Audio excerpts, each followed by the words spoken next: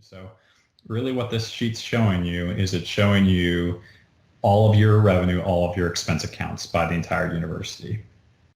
Or it can be by the entire university, but it's within our specific level structure here. So we can see that we have all the different time frames over the top here. So we can see that we have all of FY21 data here. And then we also have FY22's budget data.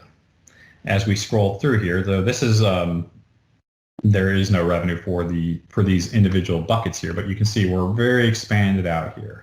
So one of the things that we can do is we can sit there and you see these little triangles that are facing downwards. You can just go ahead and click those and you can actually bring them up and start to collapse some of these fields. Unfortunately, it is a little bit of a manual process, but you can see as I'm going through and collapsing these fields here, there aren't a whole lot, and these structured too high. The structure is based on our SBL structure. So you should recognize these based on your SBL, the SBL hierarchy. So I'm just going ahead and clicking all these shut. And the reason that I want to show you about clicking these shut is what we can do. So now that we've clicked these shut, and right now I'm just going to go ahead and change my display options here, because right now I'm showing all of FY21 by the year. So let's just say we don't need it by month. We'll just get rid of the month, and now we'll maintain the FY22 budget by year. So I'll go ahead and click OK. And now what I can do is now I can go ahead and click Save once the system lets me.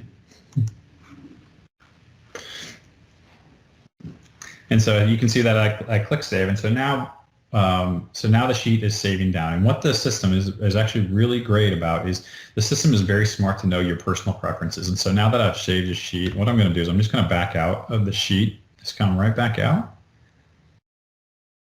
And it goes a little slow every now and then. And what I'm going to do is I'm just going to re-enter the sheet right here, the direct revenue and direct expense input detail sheet here.